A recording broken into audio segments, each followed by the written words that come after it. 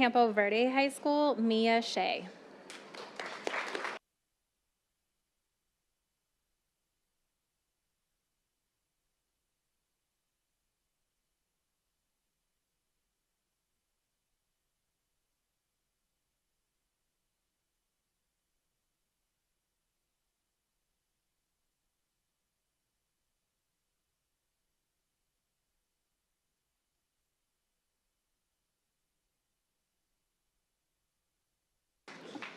Canyon Valley Junior High, Alyssa Robles.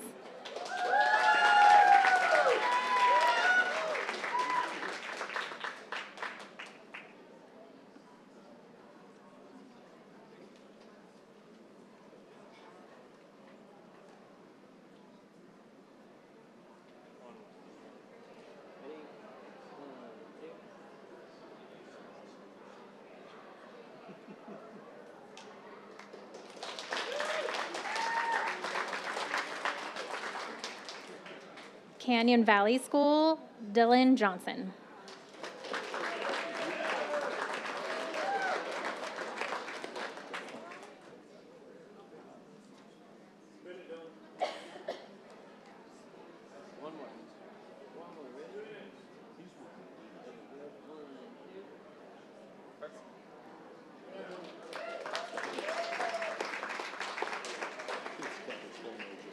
Cooley Middle School, Juliet Lankar.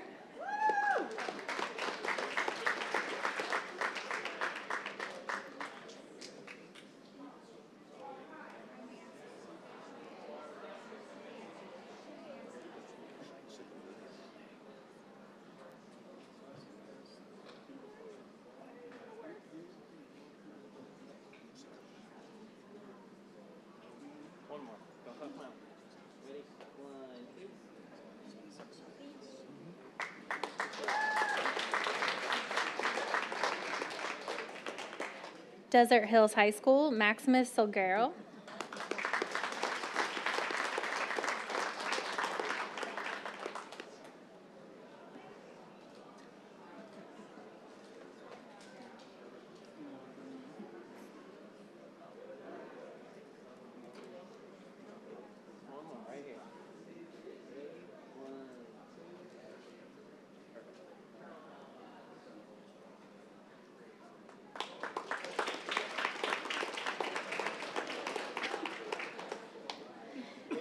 Edu Price High School, Jaden Lobizzi.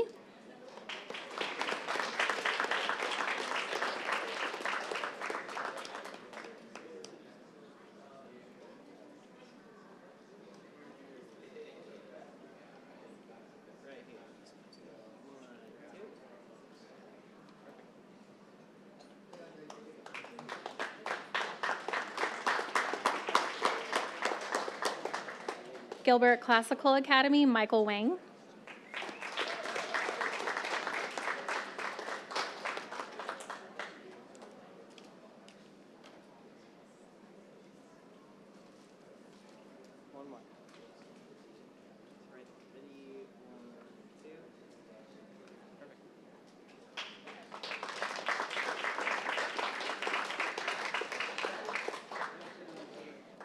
Leading Edge Academy, Early College, Alexia Bartel.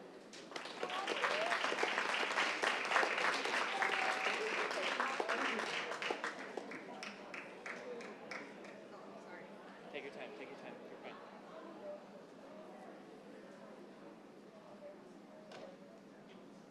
One more. Ready? 1, 2. Perfect.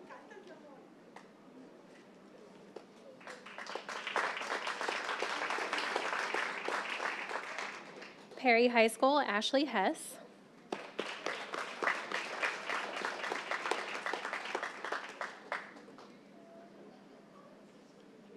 Ready? 1,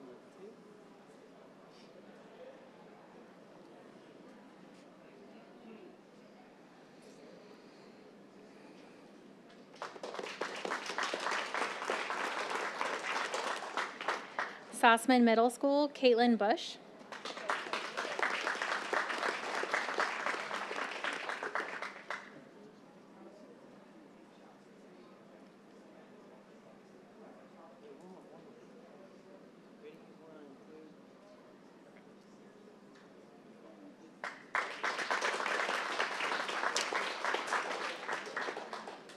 South Valley Junior High, Palmer Carlson.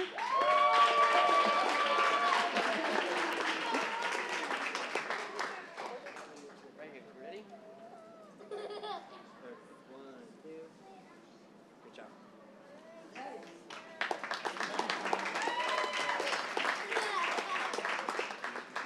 And from Williamsfield High School, Vanessa Vega.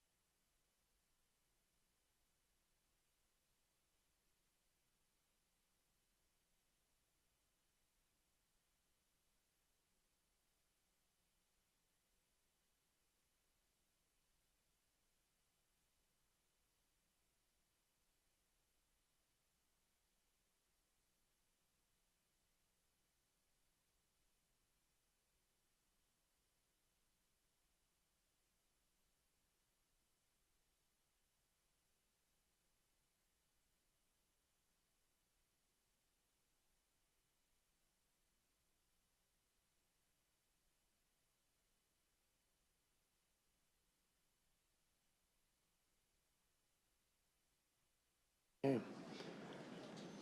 Thank you. At this time, I'm going to call to order the council meeting, regular council meeting of April 21st, 2026 of the Gilbert Town Council. And our invocation will be offered by Ryan Milsarek. I hope I have that right, Ryan, of the Church of Jesus Christ of Latter-day Saints, Gilbert Stapley Stake. Thank you, Ryan.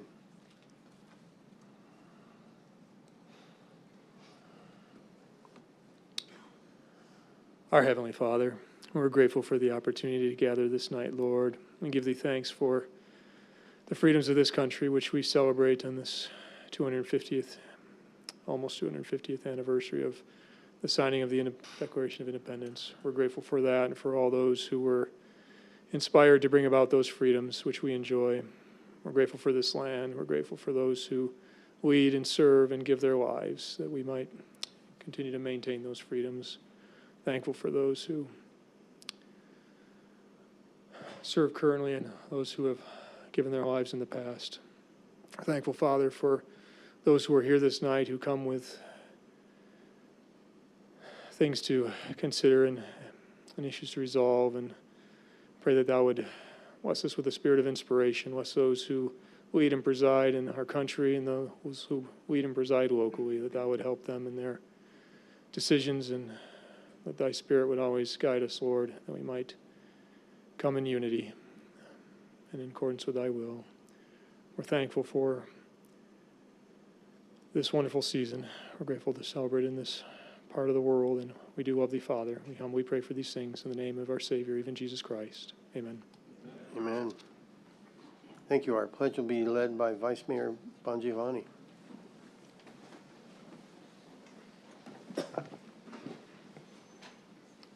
I pledge allegiance to the flag of the United States of America and to the republic for which it stands, one nation, under God, indivisible, with liberty and justice for all. Thank you. Roll call. Mayor Scott Anderson, Here. Vice Mayor Chuck Bongiovanni, Here. Councilmember Bobby Buckley, Here. Councilmember Kenny Buckland, Here. Councilmember Jan Kaprowski, Here. Councilmember Monty Lyons, I'm here. and Councilmember Jim Torgerson. Here. A quorum is present. Thank you. We have several recognitions and proclamations tonight. We'll start off with the recognition of the Light of the World giving machines, the 2025 charitable efforts that were done this past year. I'll ask the group to come up, and I'll come down there. Thank you, Mayor Anderson, members of the Town Council. The Light the World Giving Machine Initiative. Is this ready to, there we go, almost. Yeah, there we go. Great. Light the World Giving Machine Initiative brought 30,000 visitors to downtown Gilbert here this last November and December. For those who are not familiar with them, a giving machine contains 30 carefully curated cards in there that each represent a charitable giving opportunity of goods or services. Visitors can come and donate one or more items that are then fulfilled by local and global nonprofits. This last Christmas, a giving machine could be found in a little over 125 cities worldwide in 21 countries and 6 continents. And interesting fact, Gilbert was one of the very, very first places where we hosted a giving machine starting back in 2018. 100% of each donation goes to the outstanding local nonprofits that participate each year, with 100% of the overhead for the venue and the staffing and marketing and the machines themselves being covered by our sponsor, the Church of Jesus Christ of Latter-day Saints. These were located, as you can see here, on the northeast corner of Water Tower Plaza there in downtown Gilbert, right along Page Avenue there across the street from Hale Center Theater. These were open from mid-November through the end of December, day and night, available 24 hours a day. We had some interesting donations at 3 in the morning. We also had a digital kiosk version that's a new style of a machine that was inside that pump house jail building, renovated building there in Water Tower Plaza. And we had a lovely kickoff event in November. As you can see here, we had Danielle Miller from Fox 10 on the left,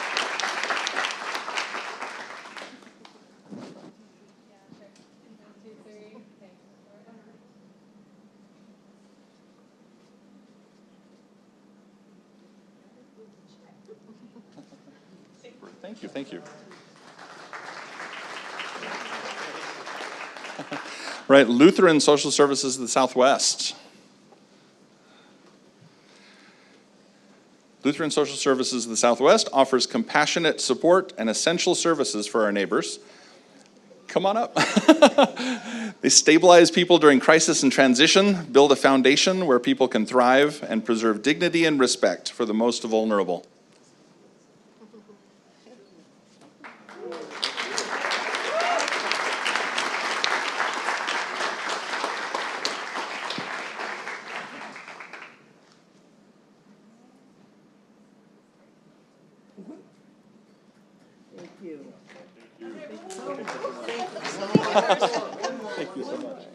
Awesome. Still going? One more? Thank you so much.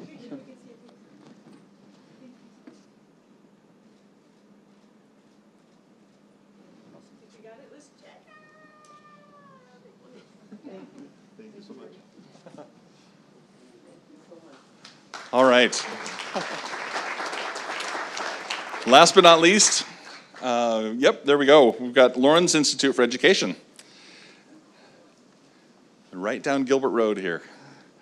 Lawrence Institute for Education gives those with developmental disabilities the chance to learn, grow, and thrive.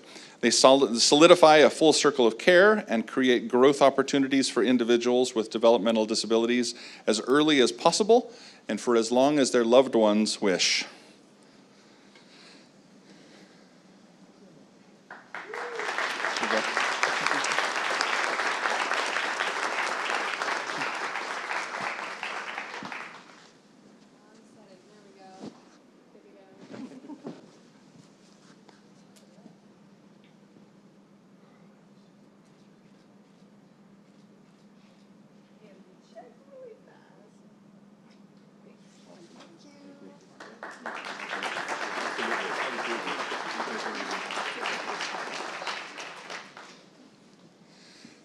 So huge thanks to Mayor Anderson and to the Town Council for your ongoing support of the Light the World Giving Machines.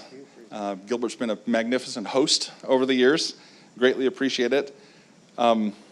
Huge thanks to the individuals you've met tonight that operate these amazing organizations here in the East Valley.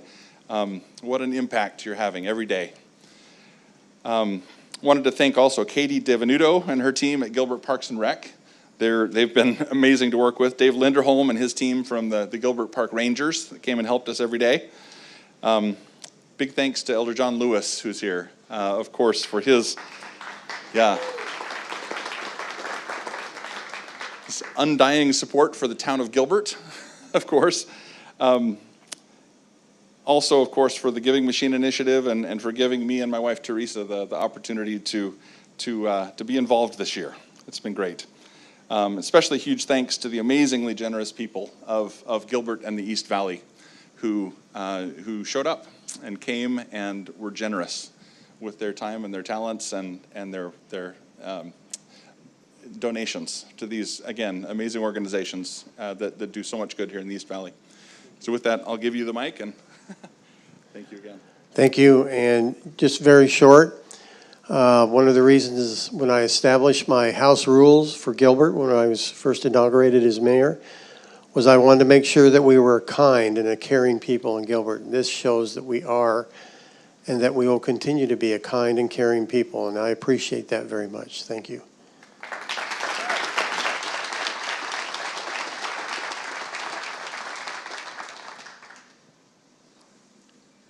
What's next? Volunteer month. Volunteer month, boards and commissions. I'd like to invite any of our board and commission chairs that may be here to come forward.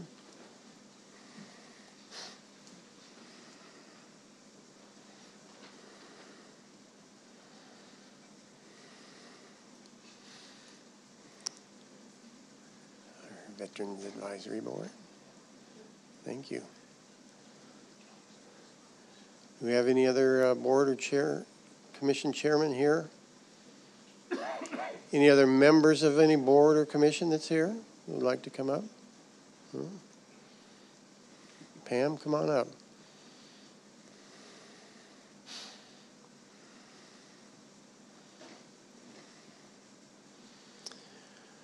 The people that volunteer on our boards and commissions render a valuable service to the town of Gilbert, and they oftentimes are working behind the scenes, and you don't know what it is that they are doing, and they are such a great help to our community, and we appreciate them very much. So we like to recognize them for their dedicated service that they render to the town of Gilbert as a volunteer. Tonight we have two from the Veterans Advisory Board. Why don't you introduce yourselves? Thank you. My name is Charles Don. I'm current chair of the Veterans Advisory Board, and you'll be hearing more from me here in a minute, so I'm going to keep mine short. I'm Pamela Rhinesmith, and I've been on the board for about 6 years now. Thank you. Let me read a portion of the proclamation. Whereas the strength and prosperity of Gilbert are deeply rooted in the selfless contributions of residents who dedicate their time, energy, and talents to serve and uplift one another. Whereas volunteerism is a powerful expression of civic pride and connection, creating lasting positive impacts for residents of all ages. Now, therefore, I, Scott Anderson, Mayor of the town of Gilbert, do hereby proclaim Gilbert's continued commitment to volunteerism. Thank you all for your commitment to Gilbert, and all of you that weren't able to be here tonight. We appreciate your service and what you're able to do for the town of Gilbert. So we're ready for a photo.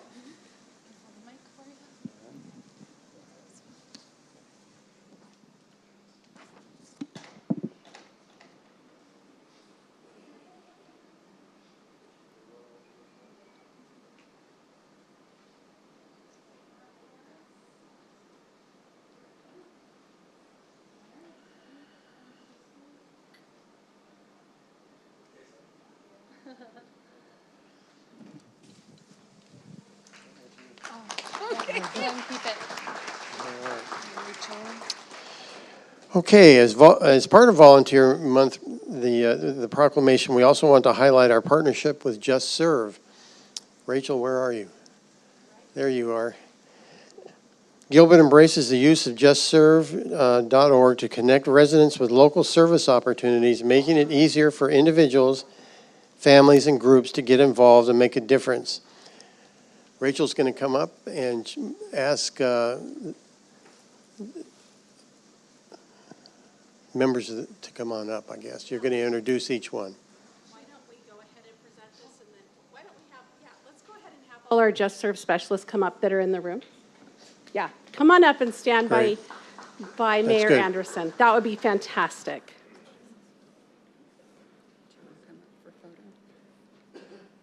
Yes, why don't we go ahead and present this, and then we'll take a photo? Does that sound good? Okay, come on up. Yes, come on up.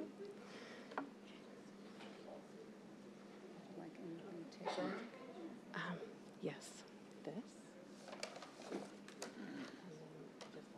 Show them that. You can walk up there. Okay, should we go ahead? All right, Mayor Anderson and council members. It is an honor to be here tonight and recognize something that already defines this community. On behalf of Just Serve, I am proud to officially recognize the town of Gilbert as a Just Serve city, joining a growing national movement of more than 150 cities nationwide, committed to strengthening their communities through volunteerism and service. This designation is not something new, it's something the town is already doing, and Gilbert is a community that shows up and lifts. And you guys lead out on that. I've witnessed Mayor Anderson and many of you show up at service events, as well as give of your resources to lift this community. Councilman Torgerson did our signs for our Gilbert Feeding Families food drive, and we've just seen such an outpouring of leadership from you guys. We've also seen this city bloom as partnerships have grown with nonprofits and schools and businesses, and of course, leading the charge is our faith-based organizations. A Just Serve city is one that intentionally makes service visible and accessible. It encourages unity across diverse groups and builds a culture where people look outward and lift those around them.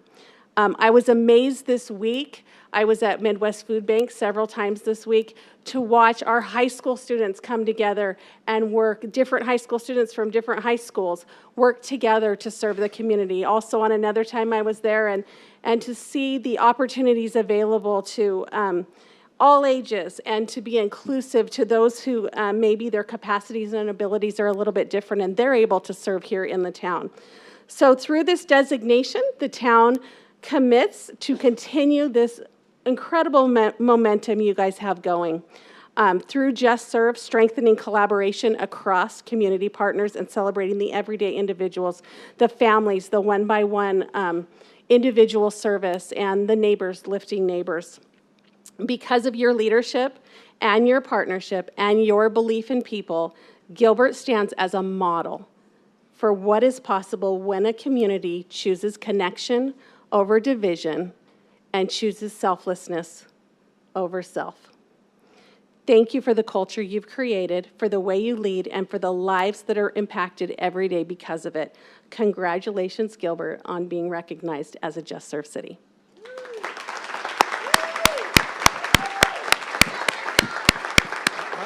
If you can get up there for the next photo. Okay, scoot in for your photo. Well, what about you in there? I'm good. Okay, I'll do one of that. All right.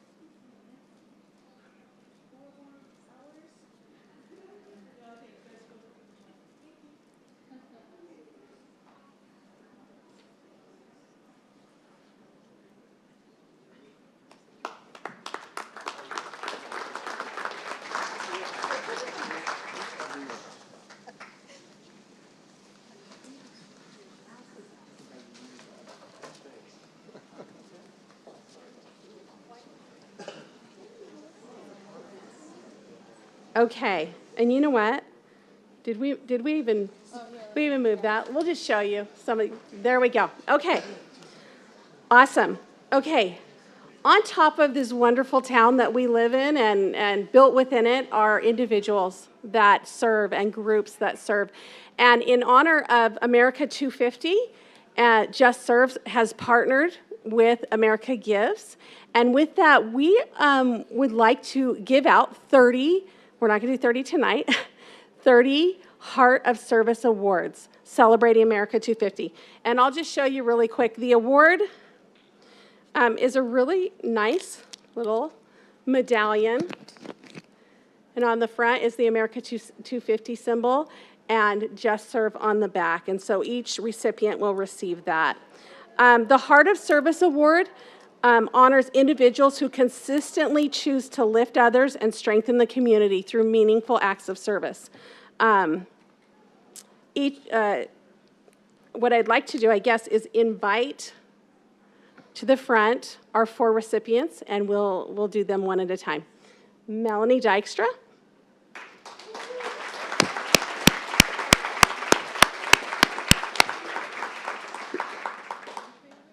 We'll do Melanie first, then we'll go to the next, okay?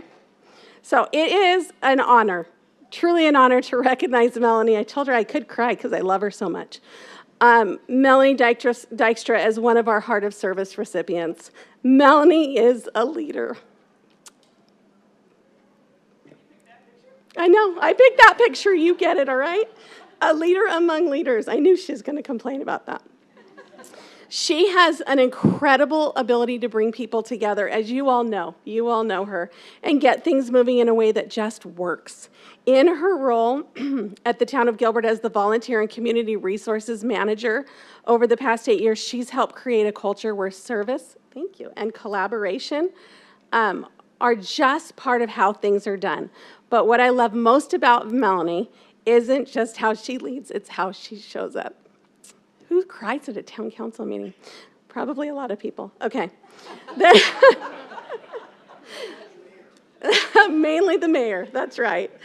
There have been so many times we've had to work around her schedule because she was serving.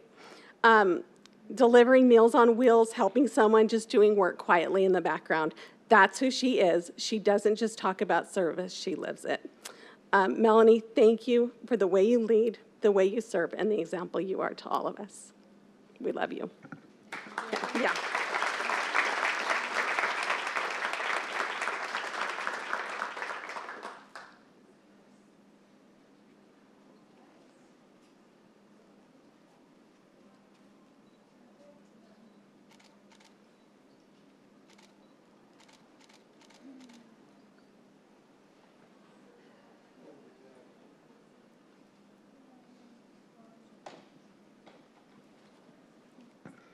Okay. Would Redemption Gilbert, Sean Warren, and a few members of your team come on up here? There they are.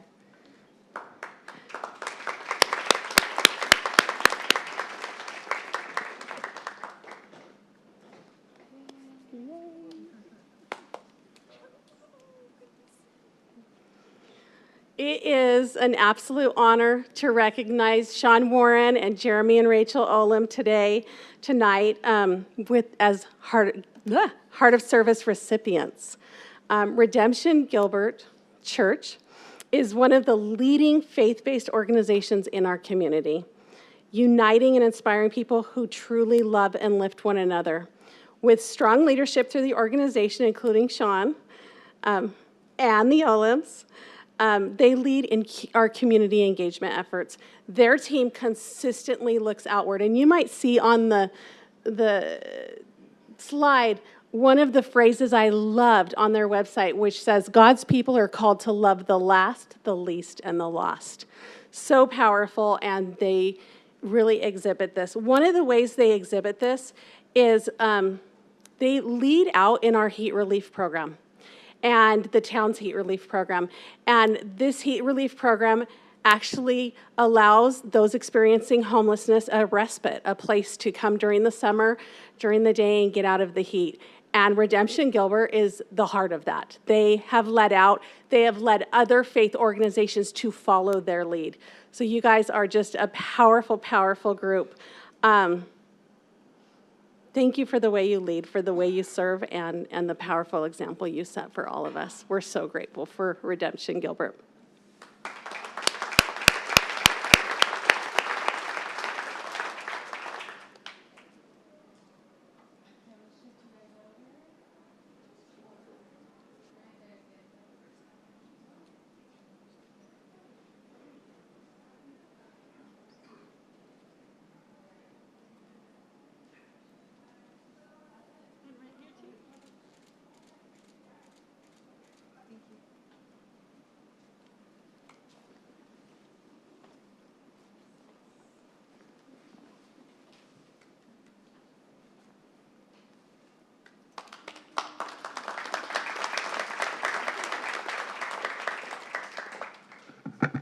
Okay, we have two more really quick. Gwen Fulmer, will you come on up?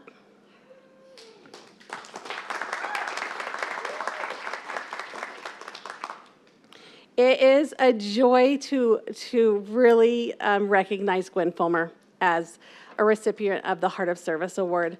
Gwen has the passion and energy that you cannot match. If you have served in Gilbert and you don't know who Gwen Fulmer is, you are living under a rock. She is the heart of service here. She's bold, she's tenacious, she will make you love service if you don't love service, and we love her. For the past 11 years, Gwen has served as a Just Serve specialist, teaching people how to find volunteer experiences and volunteer service, and helping nonprofits to know how to get that out there, and then volunteering alongside all of them. We love Gwen. She doesn't just participate in service, she multiplies it. Thank you, Gwen, for your service to our community. Thank you for showing up.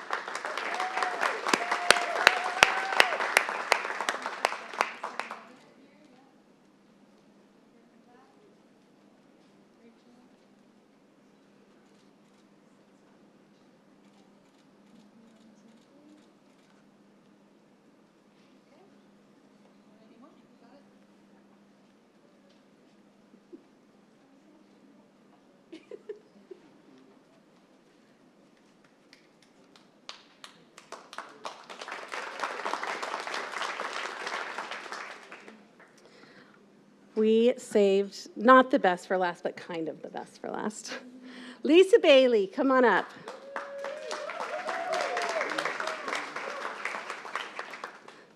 Lisa Bailey, it is just an absolute pleasure to recognize and honor our sweet Lisa Bailey as a Heart of Service recipient. Lisa serves our community as a dedicated Just Serve specialist as well, helping individuals find meaningful ways to serve. But her impact goes far beyond that. Lisa has served on the board of Winged Hope for the last 4 years, as well as served in the Just Serve leadership for the past 8 years. Lisa is all heart. She is all love. She takes serving to the next level. She will walk alongside you in your pain and lift her community around her. So I am just so privileged and honored to work with her and give her this award that is so well deserved. We love you, Lisa Bailey.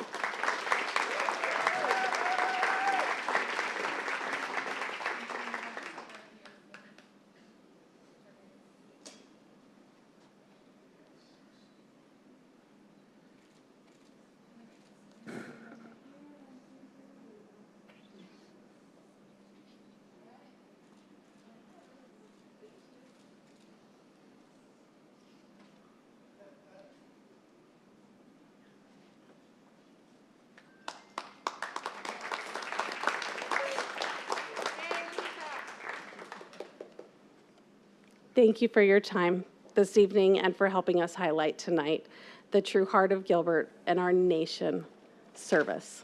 Thank you so much. We have some goodies for you to get afterwards, Ed. Valerie will keep them for you.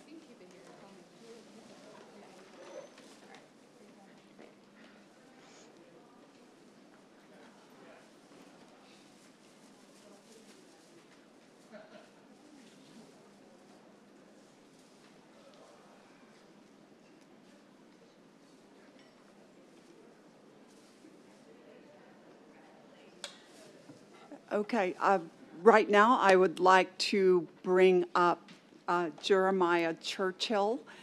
He is the Water Resources Conservation Coordinator, and I will be presenting a proclamation for him, but he has a kind of a long PowerPoint, I believe. So Jeremiah, when you're finished, I'll come down and we can have anyone else come up that you would like. You're welcome. So the presentation is not that long, so, but first I just wanted to start out. Sorry. Thank you very much. First, I just wanted to start out, what is WaterWise Gilbert? You may be a community member and drive through the town and see a sign that says WaterWise Gilbert in your community and not have any idea what it really is. WaterWise Gilbert is a landscape water budget program, and what we do is we map out a facility, what's high water use, what's low water use, and we create a landscape water budget. The goal of our members is to stay within 120% of their landscape water budget.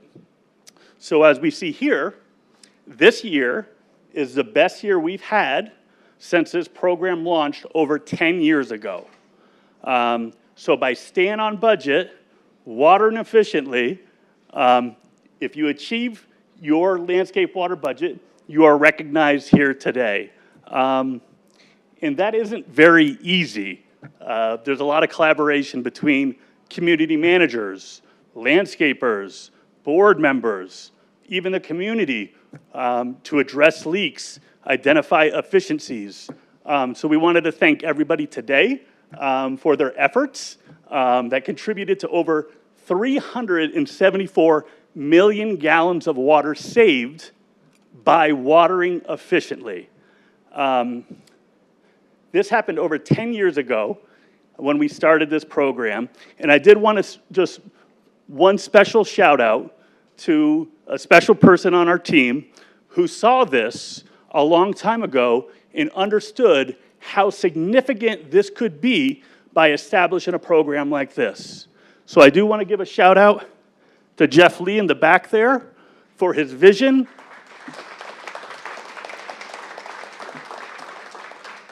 and his hard work communicating with all of the HOAs, churches, schools, parks, to help them address leaks, send them notifications. So again, this isn't an easy thing to accomplish.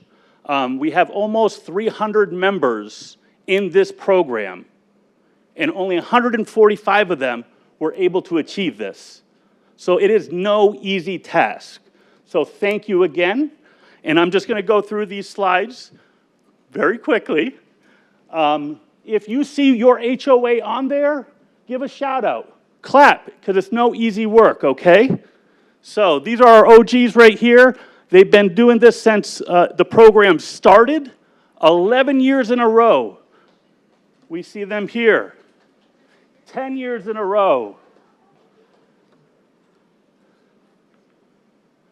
We got our 9 years.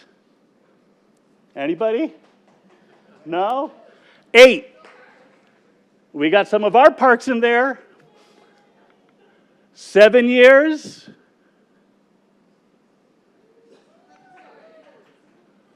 Here are 6 years in a row right here. All right, we got one guy right there. Thank you, sir. 5 years. Nobody. We got some schools here on our 4 years. 3 years. Ah, yes. Good energy. Love it. All right.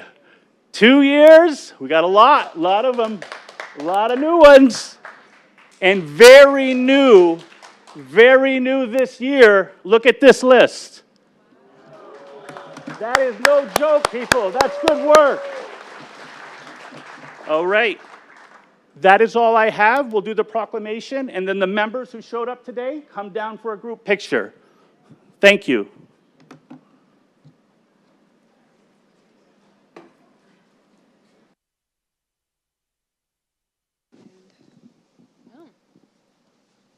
Well, that's quite some achievements. It is. Yes, that's exciting to see all the new ones. A lot of new ones. Yes, it's wonderful. Is anyone else coming down? You want to come down? All right, come down now, please. Sorry. Yeah. Anyone on this team that has helped and conserved water, it's wonderful. Awesome turnout. Thank you all for coming. Yeah. Oh, this is great. Yeah. Come, yeah. This is. We'll make sure you all have shirts. Yeah. This is great. Yes. Come on down. This is going to be a great photo. Thank you, guys.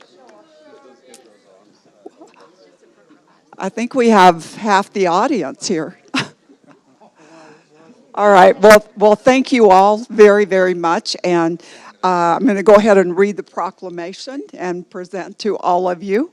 So, whereas water is our most precious natural resource on earth, and especially within the desert, and whereas the stewardship of Gilbert's water resources and its balanced and responsible use lies with town council, town staff, residents, businesses, stakeholders, and whereas Gilbert's Office of Water Resources and Conservation implemented many water efficiency programs that aid Gilbert's residents, businesses, and other organizations with the conservation of water. And whereas the WaterWise Gilbert program effectively, sorry, I should have brought my glasses down here, so lays out water efficiency requirements and steps participants must take to achieve standing as WaterWise Gilbert. And whereas every water conservation effort makes a difference in the sustainability of this precious natural resource, and a great number of participants have completed the necessary steps to become more than water efficient.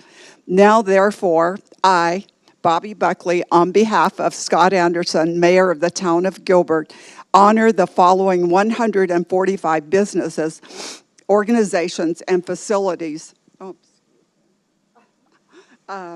And facilities that have attained the WaterWise Gilbert status for 2025, and I welcome each of you to join me in not only expressing our gratitude for their contributions to sustainability, but also in doing all you can do to preserve our water resources in your home, at work, and in your community.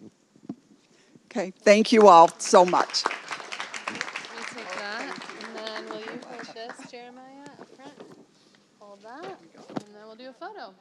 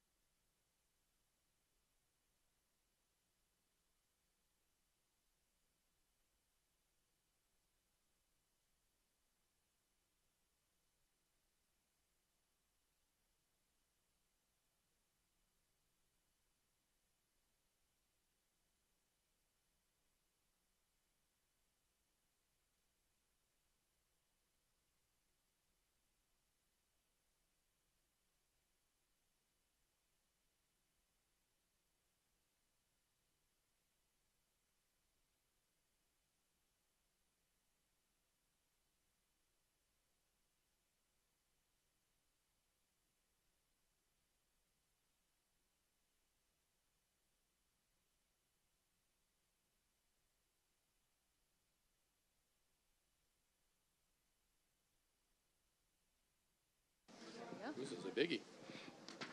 Is it on? Yes, it's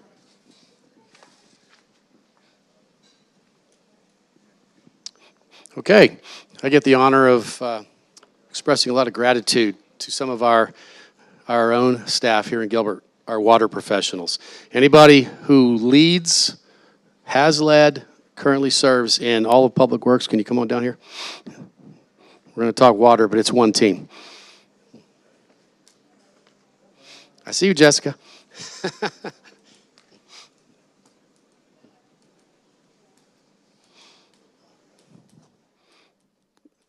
Leah.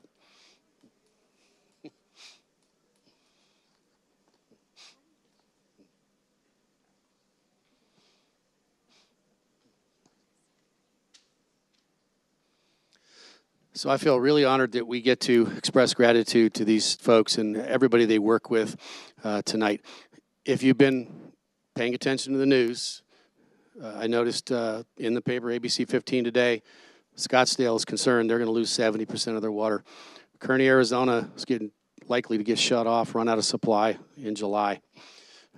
We are blessed that these fine leaders and their staff worked really, really hard to ensure that, as painful as it was going through the water rate increases, they made sure that we have the water supply we need and will have for many, many years to come. And it took a lot of hard work, and it took a lot of courage to challenge council members with the truth. But you gave us the information we needed to make the right decisions for this community, and I am forever grateful, and this community should be as well. So, in honor of Gilbert Water Professionals Appreciation Week, the April 26th through May 1, whereas Gilbert benefits from a rich diversity of water supplies from groundwater stored in vast aquifers, local mountain runoffs, and snowmelt feeding the Salt, Verde Rivers, Colorado River, water delivered through an extensive canal system, and the sustainable reuse of recycled wastewater. And whereas every home and every sector of Gilbert's economy, is that one out? Thank you. Oh, there we go.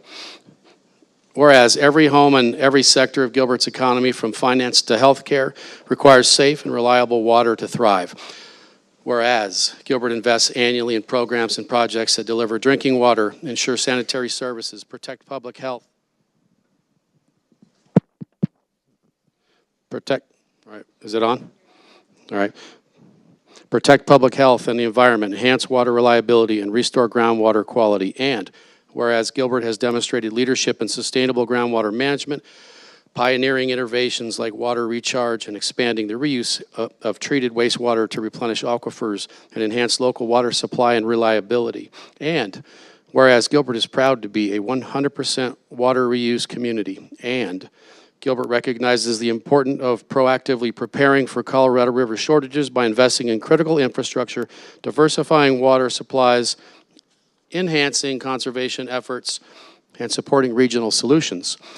Whereas protecting water resources is critical to Gilbert's future and depends on a skilled workforce and professionals. Whereas Arizona's water industry offers diverse and rewarding career opportunities in fields such as engineering, hydrology, biology, policy, economics, business, law, and communications.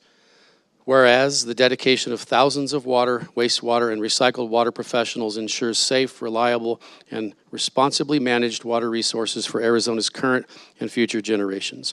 Now, therefore, I, Kenny Buckland, on behalf of Mayor Scott Anderson of the town of Gilbert, hereby declares April 27th through May 1st as Gilbert Water Professionals Appreciation Week and extends its sincere gratitude and appreciation to our water professionals who are on the front line of the delivery of Gilbert's safe and reliable water.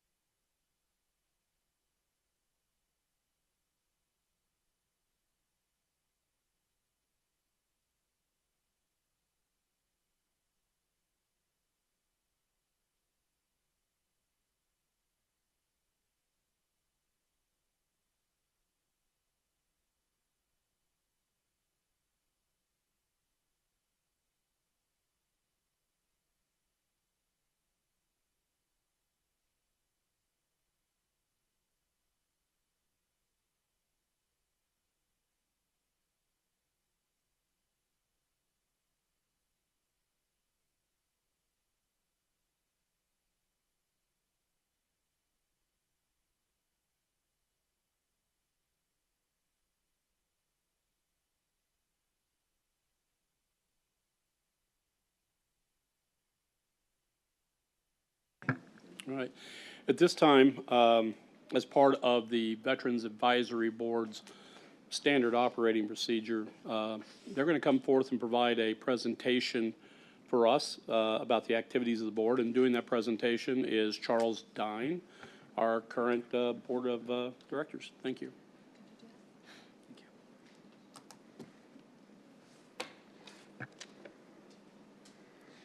Good evening, Mayor Anderson, Vice Mayor Bongiovanni, Town Council members, and members of our Gilbert community. Thank you for the opportunity. Thank you. I don't know what I'd do without her, to be honest. Thank you for the opportunity to report out today on the Veteran Advisory Board as I close out my term as chairman of the board. It's been an honor to serve alongside a board committed to one simple mission: to strengthen the connection between Gilbert and those who have served our nation. Our work is rooted in service, remembrance, outreach, and community building. Everything we do supports a larger vision that Gilbert be recognized as the most veteran-connected municipality in Arizona. Gilbert is home to veterans from every generation and every branch of service. They are our neighbors, business owners, teachers, coaches, first responders, and civic leaders. They have already served this country with honor, and our responsibility as a town is to ensure they remain seen, valued, connected, and supported here at home. Over the last several years, the board has continued to strengthen Gilbert's signature veteran ceremonies, including Veterans Day, which was held this year at Water Tower Plaza, an amazing venue, and Memorial Day observances. These events were more than calendar dates. They're moments where our town comes together to remember sacrifice, honor service, and teach the next generation what citizenship looks like. Strong public traditions help build a veteran-connected community and municipality because they keep service visible in the life of the town. Our military tribute banner program and this year, the banner rehang program is another meaningful way that Gilbert honors those who have served. By displaying veteran banners throughout the Heritage District, we place their names, faces, and service before the community in a visible and dignified setting. It ensures their sacrifices are not hidden in the past, but recognized in the heart of our town. Programs like this help make Gilbert a more veteran-connected municipality by turning gratitude into something the public can see daily during display periods. In addition to recognition, we have also focused on something equally vital to veteran wellness: human connection. Through gatherings and community meetups we as veterans call musters, we've created spaces where veterans can reconnect with one another and in the town they call home. Many veterans miss that sense of belonging that military life once provided. When Gilbert helps restore that connection, we strengthen lives and we strengthen community. Most recently, we enjoyed hosting a game of Over the Line at Cactus Yards, and we've huddled together for wellness events and social gatherings throughout the year. One recently implemented initiative we are especially proud of is our Meet a Veteran program. Through this Gilbert Veterans Initiative, we record and preserve video interviews with local veterans so their stories are not lost to time. We currently have 7 completed interviews with another already in queue. These interviews matter deeply. They honor the individual, preserving living history, and allow future generations to hear directly from those who served. Years from now, families, students, residents will be able to see and hear these veterans tell their stories in their own voices. The Gilbert Veterans Outreach Initiative is designed to ensure veterans know there is a local door they can knock on when they need help. This past year, we have received 7 direct requests for veteran resources and assistance, most recently helping a local veteran to find permanent housing 2 weeks ago. That number is important because 7 veterans reached out instead of remaining unseen. This means trust is growing, that awareness is increasing, and it means veterans recognize Gilbert as a place where support is real and accessible. The board has also continued to support recognition efforts that publicly honor service, including proclamations from the council and visibility initiatives that remind veterans and residents every day that veterans are woven into the fabric of this town.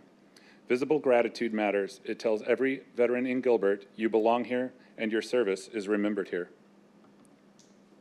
We've also worked to strengthen board governance, planning, and long-term strategy by convening our annual strategic planning session, which was facilitated this year by Gilbert resident Major Ed Ferguson. He brought both professional planning expertise and valuable perspective of a Gilbert resident from outside the board. To further support community effectiveness, To further support continuity and effectiveness, I've honored my promise to council and completed a chair continuity binder designed to ensure future board leadership has the tools, references, and operating guidance needed to be immediately effective. We are committed not only to implementing meaningful programs, but to responsible stewardship, measurable progress, and a clear future direction shaped by community input. Our goal is not simply to maintain what exists, but to build something even stronger for the town. Looking ahead, our priorities are clear: to expand outreach so more veterans know where to turn, to engage younger and post-9/11 veterans, to grow volunteerism and partnerships, to preserve more veteran stories and legacies, to continue high-quality civic ceremonies, and to make Gilbert a model community for veteran connection across Arizona. Council, many cities honor veterans. Fewer actively connect them. Fewer still build systems of belonging, remembrance, and outreach and support. Gilbert has the opportunity to lead this space, and I believe we already are. With council's continued support, with the support of staff, and the dedication of volunteers and veterans themselves, I believe Gilbert will be recognized as the most veteran-connected municipality in Arizona. Not because we say it, because we live it. If I might make a brief appeal to our residents, if there are veterans hearing this tonight who agree with our endeavor, the town is currently taking applications to the board through April 30th, and I invite you to apply. On behalf of the Gilbert Veterans Advisory Board, thank you for your support, truly. Thank you for your trust and for your continued commitment to those who have served. Thank you, Councilmember Lyons, for your commitment to us as council liaison. It has been an honor to serve this board as its chair. We are proud of what has been built and energized by what comes next. I'd be happy to answer any questions you have regarding our actions this year and welcome any feedback or direction from council at this time.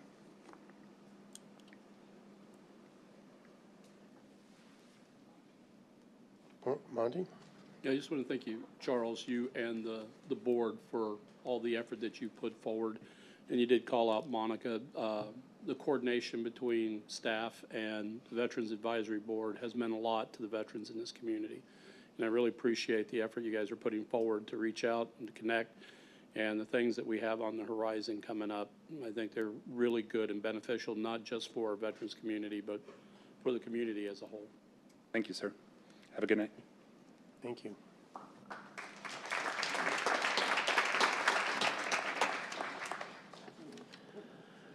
At this point, we'll continue with the agenda. I would like at this time to advance item number 22 for consideration so that we don't waste a lot of people's time tonight. Item 22, the council remembers, is the zoning case at Higley and Ocotillo for a retail center. There's been a request to postpone this until May 19th, and what I'd like to do is have the poll the council to see if you are inclined to do the postponement. I do have some request to speak cards. If we do go forward with the request to speak, I want that limited only to the postponement, why it should or shouldn't be done. Other than that, are there any comments from the council?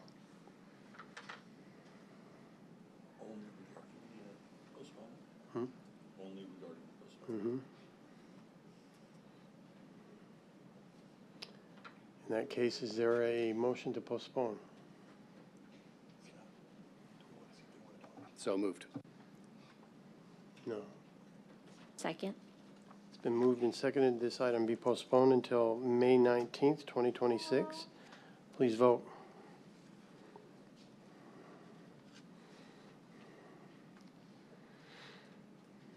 Motion carries 7-0. So this item will come back on May 19th, and we invite those who are interested to come back at that time. This will give the applicant an opportunity, as all applicants have, to address comments, concerns, design, stipulations, all those kinds of things are what he can work out during this time, and I'd encourage the neighborhood to work with them and address your concerns with them. Thank you. No. We'll move on to communications from citizens. Thank you, Mayor. We value the participation of our community members and robust exchange of ideas. However, it's essential that the discourse remains respectful and constructive, reflecting the professionalism expected in such forums. Misinformation and personal attacks undermine our collective efforts and do not contribute to the productive dialogue necessary for our town's progress. This is an opportunity for the public to address the town council directly about issues impacting the town. Accordingly, the town council will not allow for moments of silence or playing of music or any recorded material which could distract from the meeting decorum or violate copyrights. While we understand and appreciate the passion of our community members bring to the session, we remind everyone that clapping during the meeting is not acceptable. This practice can disrupt the flow of discussion, potentially intimidate others, and distract from the respectful atmosphere we strive to maintain. In accordance to state law, we are unable to respond to issues that have not been properly noticed. Therefore, the town council may only listen to citizens who wish to address them, and at the conclusion of the open call to the public, response is limited to individual members of the council responding to criticism made by those who have addressed the public body, asking for staff to review a matter or asking that a matter be put on a future agenda. However, please be assured that your concerns and input are heard and valued. In accordance with town code, speakers may not use this forum to advocate for or against any candidate for public office. Town resources, including this public meeting, may not be used for campaign or election purposes. Each speaker is limited to 3 minutes. Priority will be given to Gilbert residents, business owners, and property owners. Public comments will be limited to 30 minutes total at the beginning of the meeting. The town clerk will notify the council once the 30-minute limit has been reached. If additional comments remain, they will be heard after the conclusion of the public hearing items with the same 3-minute limit per speaker. So when you come up, please come to the podium, state your name, city of residence, and please push the button and make sure the mic is red. So tonight we're going to start with Barbara Colvin.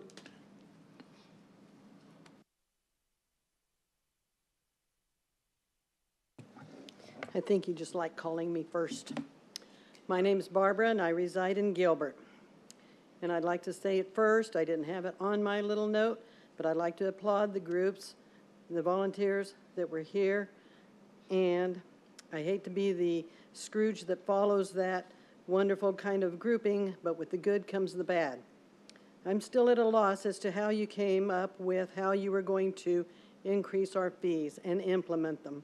The town's process was to assess the needs of 2 of the 4 enterprise funds for solvency every 2 years to ensure financial stability and uninterrupted service. This approach helps prevent simultaneous rate increases across all 4 utilities, allowing adjustments to be phased and managed. So even though you had a plan on paper, you neglected to follow through on it. You can't blame previous council members and staff. Scott Anderson elected in 2016, Bobby Bushley elected November 2022, Young Kompowski April 2020. The rest of you didn't have the dates in your bio. You had a town manager for 14 years that you gave accolades to. Town staff, Jessica Marlowe and Rebecca Hamill, and many other town staff that knew that the infrastructure needed to be dealt with, and the sewer lines needed to be dealt with, and the waste and recycle vehicles needed to be serviced and or replaced. You cannot tell me that everyone in Gilbert that didn't check the status of these items that needed to be dealt with. You could have prevented the big shock that came to every resident in Gilbert. So your plan was to cram it down our throats. You held your open houses and your listening sessions, pretending to care about what we had to say. You shook your heads in agreement. 2 of you bold-faced lied to my face, and 1 of you is running for re-election, and needless to say, you're not getting my vote. You have lost my trust, and most everything coming out of your mouths is half-truths. You allow us 3 minutes to bring matters to your attention, then you do what you want anyway. By the way, how are the midge flies doing? I heard 4 residents at the March 3rd meeting telling you how they have been battling that situation for 10 years. 10 years. Chuck, Scott, and Jim were, oh my, we need to address this. You think that everyone has accepted the fact that they are being taken advantage of. But that is not why they are not here in your face every meeting. They can't be here because they are working 2 to 3 jobs just to try to pay their bills. Between the federal government and greedy CEOs abusing the crap out of us with high costs of food, gas, insurance, and now we have Gilbert, they can't be here, but I am, and I'm here representing them. They say you can't fight City Hall, which looks like that is what is happening. I'm here, and I'm going to give it my best shot. If you, the council, and town managers want to allow something, you rezone it. Quit rezoning. Everything you need to meet the developers, instead try doing what the residents of Gilbert want. Back to the water bills. I know the bell dinged. I have seen numerous notations on Go Gilbert about their bill being the exact same amount for 3 to 5 months, and it was exact down to the penny. Sounds like you got your money's worth with this new billing system. I have also personally talked to people that their bills were like this. There was also no explanation on the bill since the billing period was from 3/5/26 through 4/7/26. Were 7 days billed at the 25% increased rate, or do we have a really bigger one coming next month? Naturally, I have plenty more to say, but you'll have to tune in 2 weeks to hear it. And by the way, there are many, many Gilbert residents that need a giving machine. Thank you. Thank you, Barbara. Bus Obiami?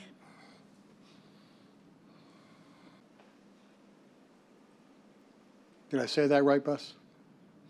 You know, it's a lot easier than Bo Giovanni, There so you if we want to take it that way. But can you guys hear me? All right, good evening, Mayor and Council. My name is Boss Obayomi. I'm a Gilbert resident. I also serve as president founder of Building Bridges Leadership Foundation. First, I want to thank you for your leadership and for the January proclamation recognizing Human Trafficking Awareness Month. That matters. It brings visibility to an issue that is often unseen, and it signals that Gilbert is willing to confront difficult realities with intention. At the same time, awareness alone is not enough. Proclamations are a starting point, but impact is what happens right after. The question before us is, what do we do next? What's the next step? The Building Bridges Leadership Foundation exists to answer that question. Our mission is to connect leaders across sectors, public, private, nonprofit, and faith, to collaborate on real challenges facing our communities, and also be able to drive practical, sustained solutions.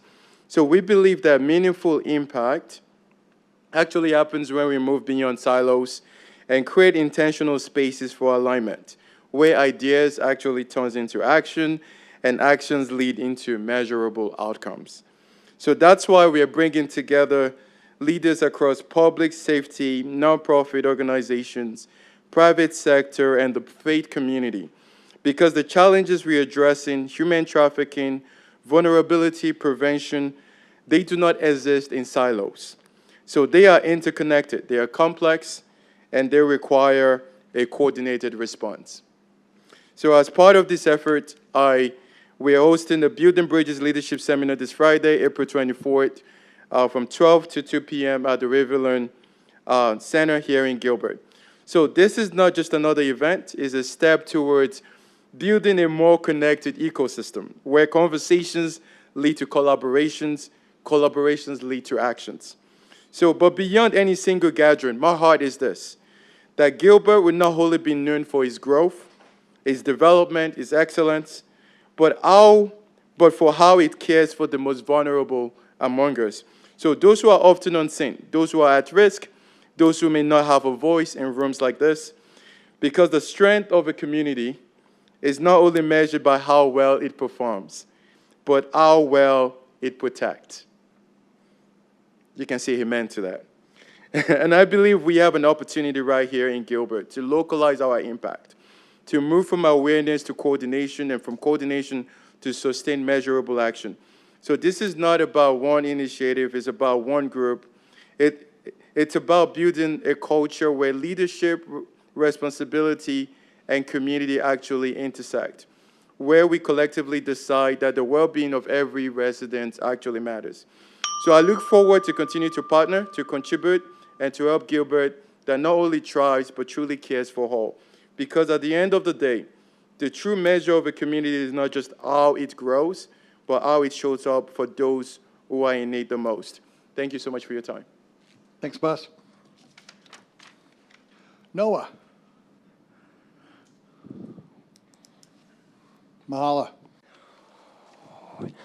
Aloha, Mayor, and to the rest of the City Council. My name is Noah James Markham, and I'm from the great city of Tempe. So we have a few things we need to talk about in Gilbert. So, you know, I don't know why people are so obsessed with their guns. And why don't we just keep those at home? Because I saw somebody in their car and they're just, you know, holding their gun, a huge rifle, just going down the street, you know, like, not, you know, like, why do we need that? We need to be protected. I don't need that in a car. We should keep it at home. And then also, I would like to thank Chuck Bon Giovanni for really representing us, because it's amazing to have his leadership. You know, we can disagree, but I still think it's a great role for us on this city council. And then also, I would like to see more woman cops up in this city, because it's getting pretty annoying looking at all these white old men. I don't like it. And then also, we need to build the light rail. I would love that. And then we need to build more in here, Gilbert. And then I would like to talk about the ICE and what is going on with ICE right now. We've had 3 great Congress people come to Mesa at the ICE facility, and they just showed up unexpectedly over there. And it's great to have the power woman that are Congresswoman Adelita Grijalva came from Tucson all the way to Mesa to really see this. And I'll tell you that right now that the Republicans have done is they have, there's a quantity of 21 people that are supposed to be in the cell, right? But we have put about 46 in the cell. So that's more than 21. And we've been hearing that they've been packed up like sardines. And yeah, so that's unacceptable, Republicans. And then also, the last thing, I know we're looking for a town manager. We need to think about women, and they can do the roles too. So yeah, that's what that's all I have to say. Thank you so much, mahalo. Thanks, Noah. Last one, folks. Carissa Arnold.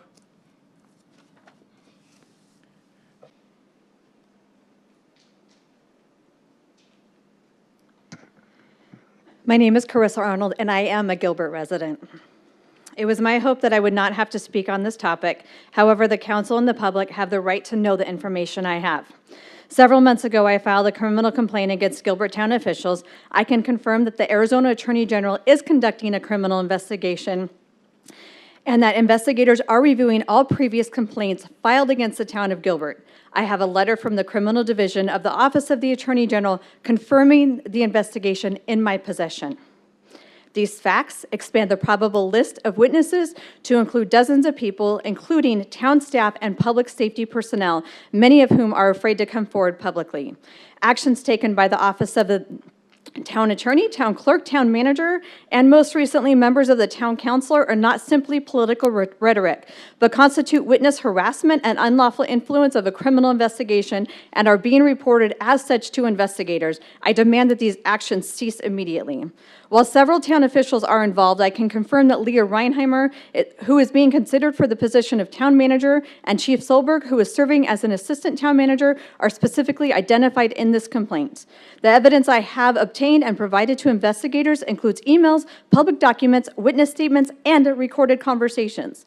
This evidence shows a disturbing pattern of conduct by these two individuals, suggesting they are unqualified and detrimental to Gilbert for the positions for which they are being considered. Evidence provided to investigators suggests the following disqualifying conduct. They aggressively downplayed significant investigations, including the Gilbert Goons and other teen violence issues. These practices appear to have carried over to other significant investigations, including the Jenny Jones barn fire and the murders of Preston Lord, Nick Cordova, Rachel Hansen, and Alyssa Romine. Ms. Reinheimer aggressively encouraged town officials to refrain from making comments to the public or reporters on most investigative issues, choosing to believe that the public outrage would simply go away if the town didn't make any comments. They disparaged reporters and media outlets that investigated potential misconduct or criticized Gilbert police and leadership. They preferentially cooperated with reporters deemed friendly. They supported the mass deletion and selective withholding of public records, especially those containing disparaging dialogue and evidence of misconduct. They appear to have knowledge of and perpetuated the systemic manipulation of police data. Additional facts must be disclosed to include some of Ms. Reinheimer's closest friends and travel companions include Don Buckland, former Gilbert Budget Director, and Council Member Kenny Buckland. This close personal relationship creates a significant conflict of interest that would warrant Council Member Buckland's recusal from this selection process. The Buckland and Kaprowski families recently vacationed together in Mexico, creating the appearance that the integrity of the town manager selection committee could have easily been compromised. The appearance of nepotism cannot be overlooked. I agree that a change in leadership allows good practices, while continued bad ones are eliminated. However, I believe that selecting Ms. Reinheimer for town manager would be a continuation of the bad policies that have plagued our town for the last several years. I respectfully ask that the council give serious consideration to the facts I have presented tonight as you deliberate on the hiring of the next town manager to lead our community. Thanks, Krista. Okay, so I'm going to turn this part of the meeting over to Dawn for our consent calendar.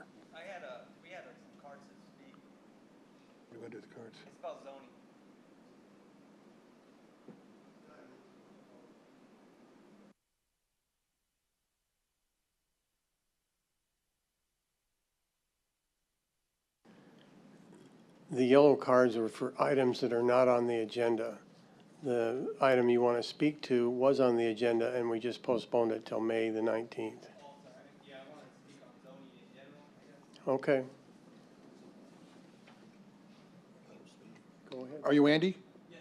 Come on up, sir.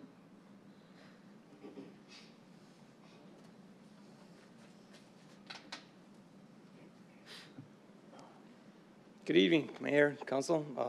haven't formally met you yet, but I've sent some emails, and due to the zoning, I was here last week, and now I'm here to just kind of, see your face to face and give you some information. We're talking about being kind and caring. I really appreciate that. And last meeting you were talking about, the planning and what needs to happen with Gilbert. I really respect that because I've been here long enough to know that a lot of us respect the planning and what's built Gilbert so far. It's a beautiful place. And when you talk about kind and caring, that represents a lot of the area I'm from.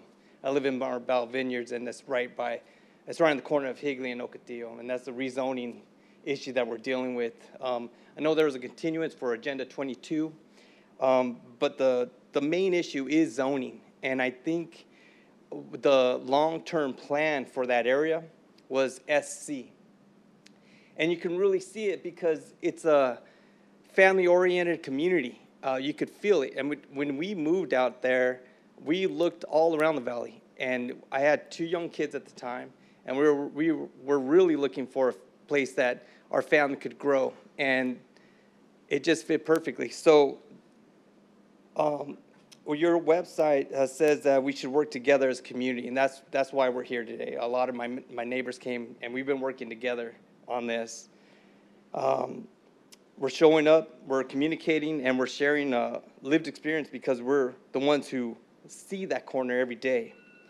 We're here to participate in the process, and just like your water experts who give you the right to, information for you to make a good decision for the longevity of Gilbert, we're here because we live in that area, and we know zoning's so important because it's not just about us.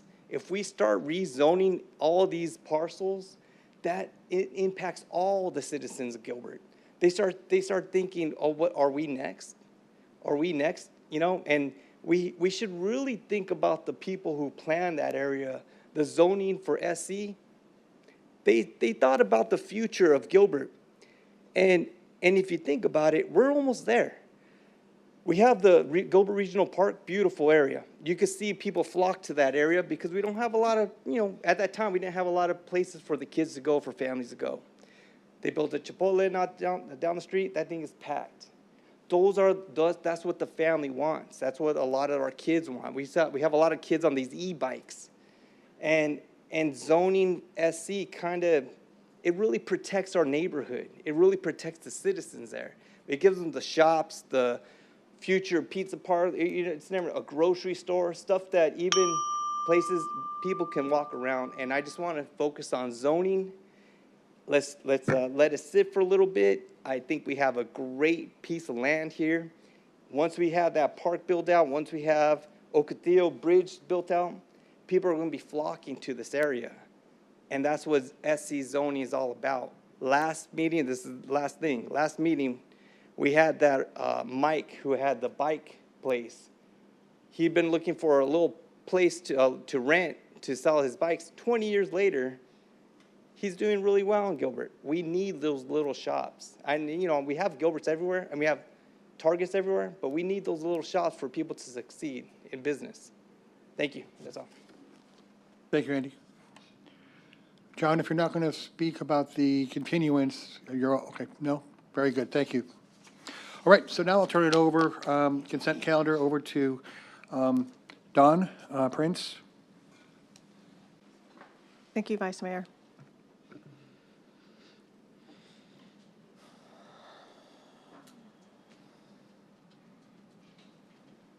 Good evening, Mayor, members of the council. I'm going to go through the consent agenda items overview. First, we just want to mention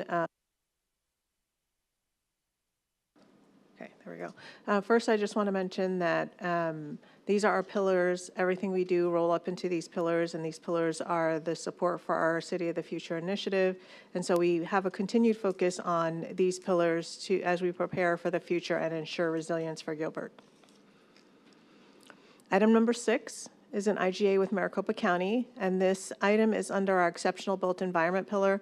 This is an IGA with Maricopa County for design, permitting, environmental clearance, right-of-way acquisition, utility relocation, construction management, and annexation of Stacy Road between Higley and 172nd Street as part of CIP ST 2126. This agreement benefits the Higley Road Improvements Project, improving the operations of the street system to meet the needs of Gilbert residents. This agreement also includes annexation of Higley Road from Happy Road to just south of Stacy Road. There is no financial impact to the town with this agreement. Agenda item number 7 is a cooperative purchase agreement with Arizona Elevator Solutions. This is under our exceptional built environment pillar. This is a cooperative purchase agreement with Arizona Elevator Solutions to provide comprehensive elevator, vertical transportation maintenance, and repair services across town facilities. Services will ensure safe, reliable, and code-compliant operations through preventative maintenance, emergency response, inspections, and repairs supported by 24/7 and qualified technical staff. This agreement is in an amount not to exceed $95,000 annually over the term of 5 years. Funding for this item is supported from each facility's cost center through the corresponding facility's infrastructure repair and maintenance account. Item number 8 is a PMCM services agreement with Consultant Engineers, Inc., and this is under our exceptional built environment pillar. This is a motion to approve PMCM services agreement with Consultant Engineers, Inc., CEI, for CIP project PR 0570 and PR 1160, which addresses major maintenance repairs to the town's aging lake and park infrastructure, including lake dredging, lake liner replacements, sediment and seepage testing, pump replacements and upgrades, turf removal to reduce runoff into lakes, installation of new aeration equipment, rehab of pump stations, irrigation piping, and valve system replacements at Crossroads Park and Freestone Park. Both CIP projects are funded through the General Replacement Fund, and an agreement with CEI is not to exceed $2,321,222.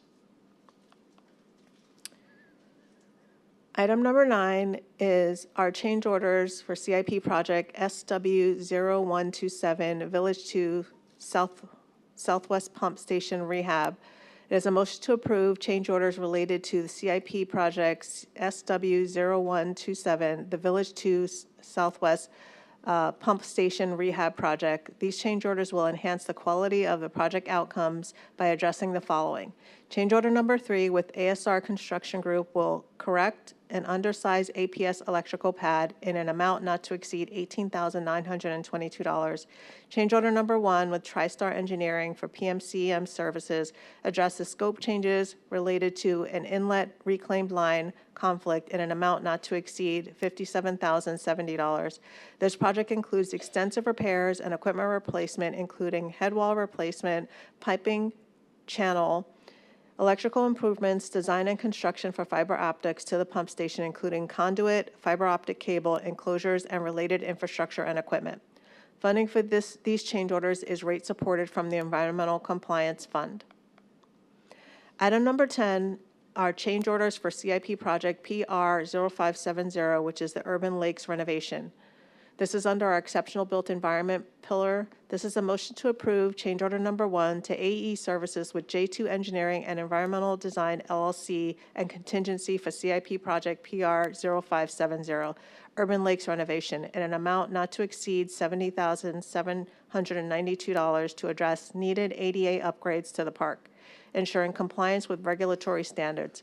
These upgrades have been added to the scope of the Urban Lakes renovation project after evaluating the required work and project timing, which indicated that it was most efficient and cost-effective to include them in PR 0570.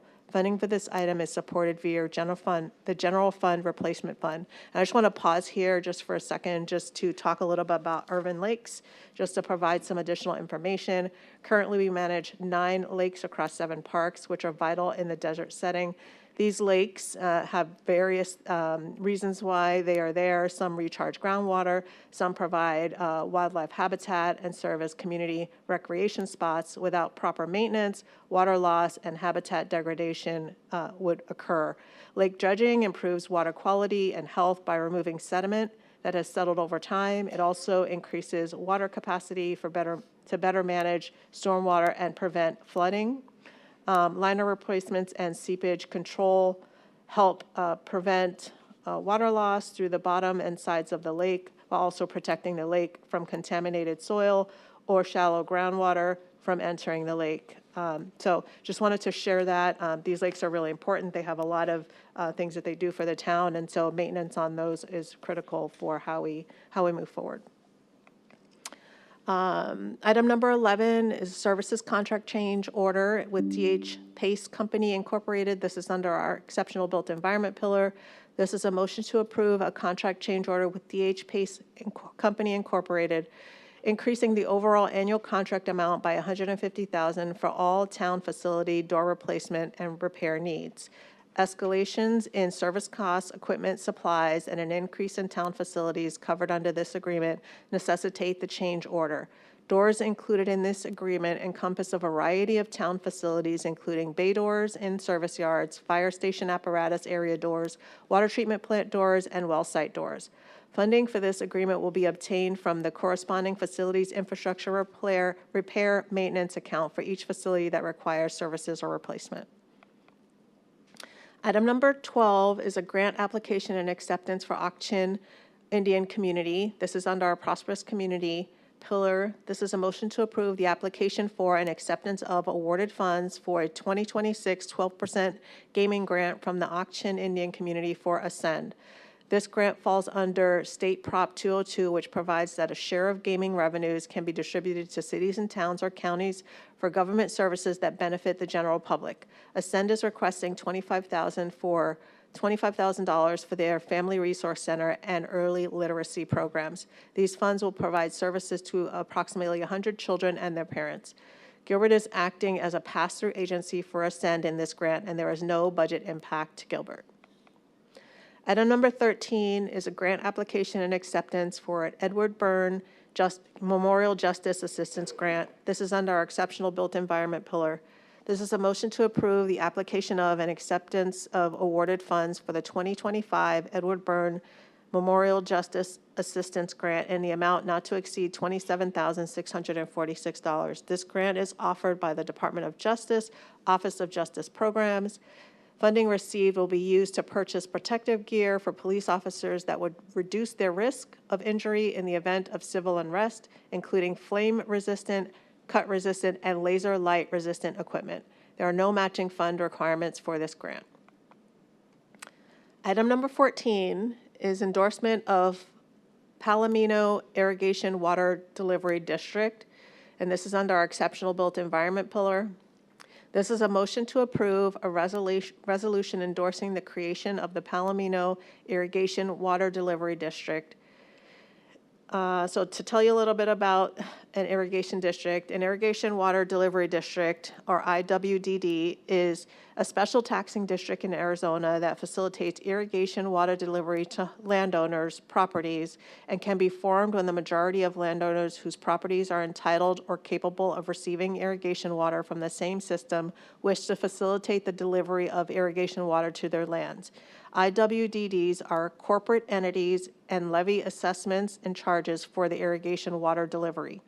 The purpose of the IWDD is to create an equitable distribution of costs associated with the use and maintenance of the private neighborhood irrigation system. The district must be approved by the Maricopa County Board of Supervisors.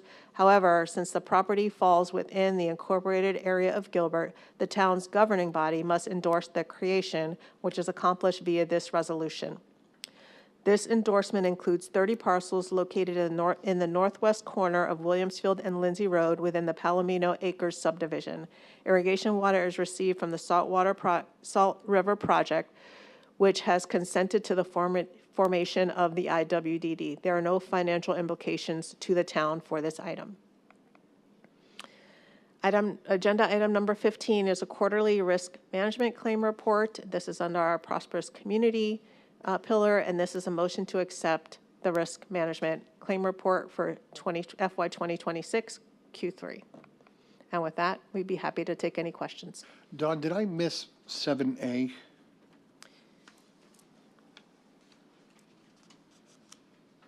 Probably. Did you go over 7A? No, let me take a look. I did not go over 7A. Let me take a look. Vice Mayor, 7A was an addendum that was published yesterday. Okay. It was about the opioid litigation, and it's just a new settlement, new opportunity to participate in new settlement with a number of additional companies. Okay. Are there any items that council wants to get more information on?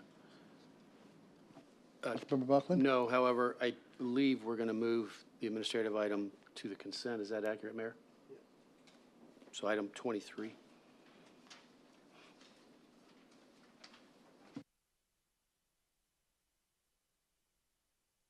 You might read what that is.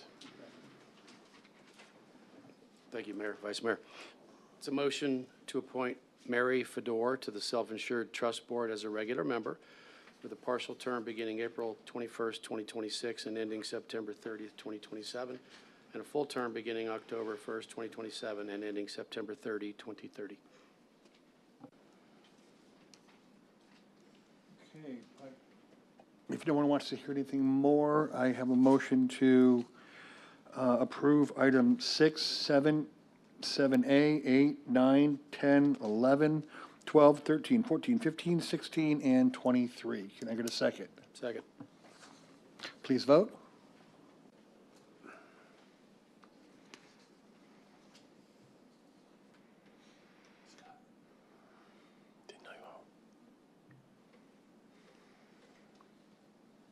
Items pass 7-0.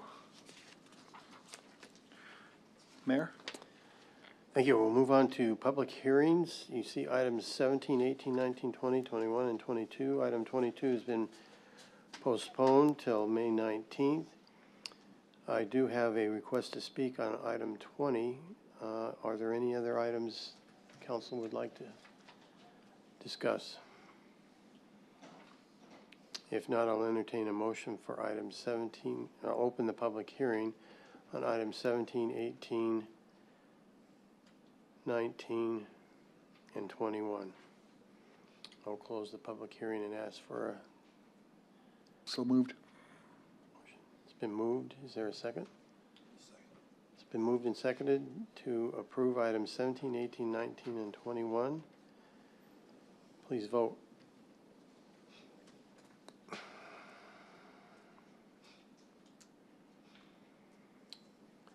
Item carries 7-0. Item 20 is a conduct a hearing and consider adoption of resolution number 4655. Kelly, who's can give a very brief presentation.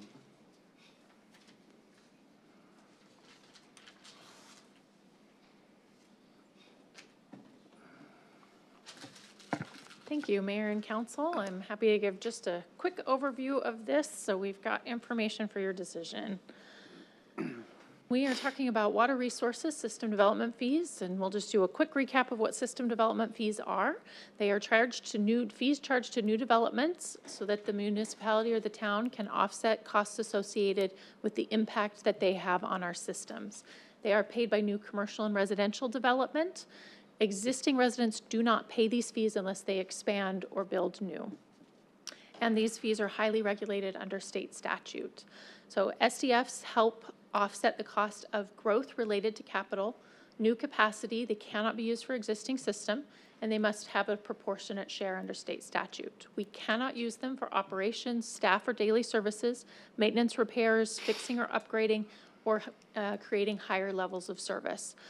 So it's very important to know that new development pays their share towards new infrastructure, but Arizona law defines what that share is and how it can be funded, and we follow those rules.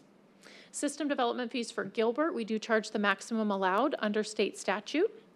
State statute does not allow for 100% cost recovery for various reasons. Some of those are included here on the screen. There are grandfathering provisions that allow new development to pay the lower fees when we adopt new fees. They can pay the lower for up to 24 months if they meet certain criteria. And then the difference in the fees we have to make up from other funds. Also, schools are exempt from having to pay all of the types of fees. There's only certain types of SDFs that they have to pay for.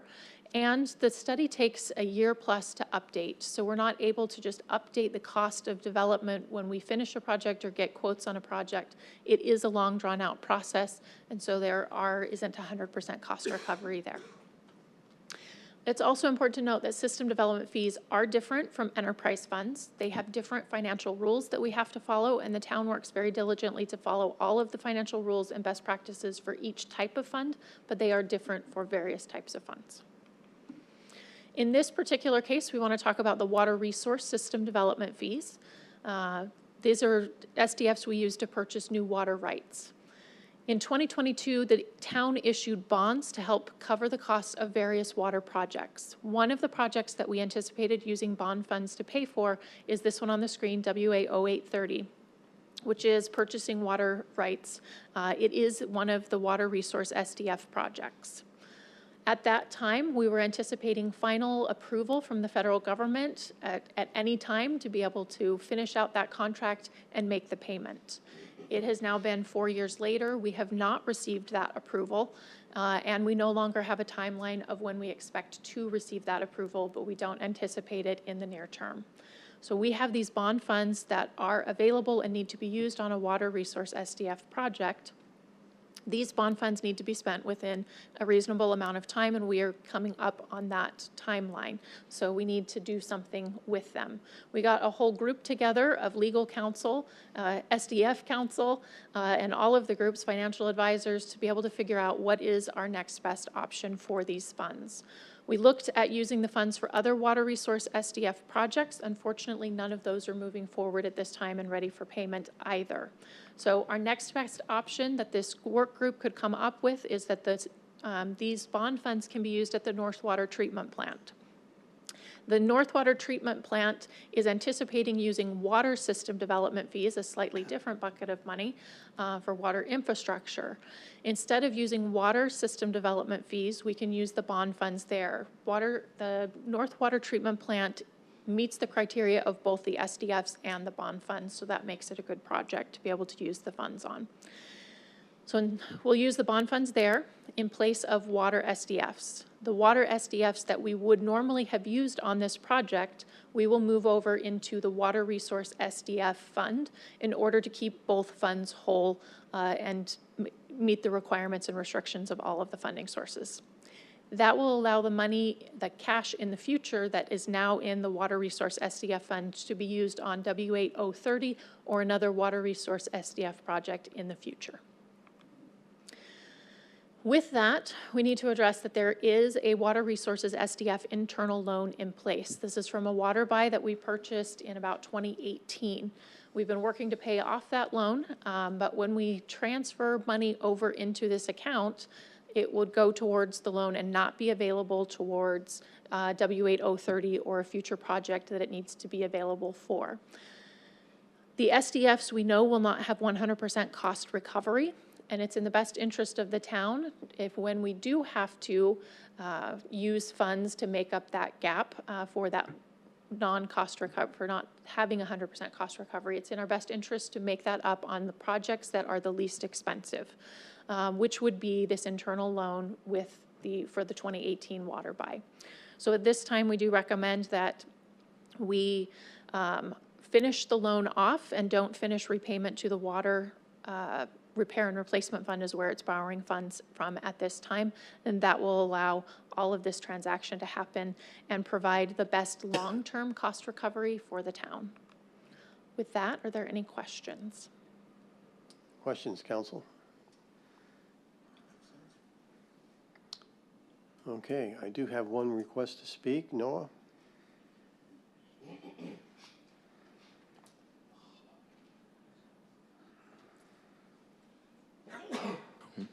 Aloha, Mayor, and to the rest of the City Council. I really do, we need to approve this, and being from the island of Hawaii, you know, we care about our water a lot. We have lots of water there. Yeah, so let's approve this and make sure our water is good here because our capital doesn't know what water's about, I guess. So thank you so much. Thanks. Thank you. I'll close the public hearing and bring it back to the council for action. I have a motion on item 20.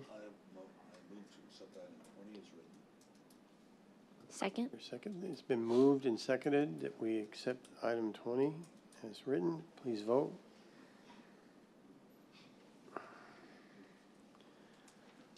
Motion carries 7-0. That concludes our regular business. Future meetings, you can see that we do have some study session material in the future to consider. Communications report from the town manager. Thank you, Mayor. Just got a couple slides to go through. We've got a lot of really exciting things this month. So just want to start with some department and division highlights. We saw Public Safety Telecommunicators Week, April 12th through the 11th. It's the second full week in April is set aside to nationally recognize our public safety telecommunicators, AKA our 911 dispatchers. Dispatchers are the unsung heroes for public safety. They sit inside secure rooms, rarely seen.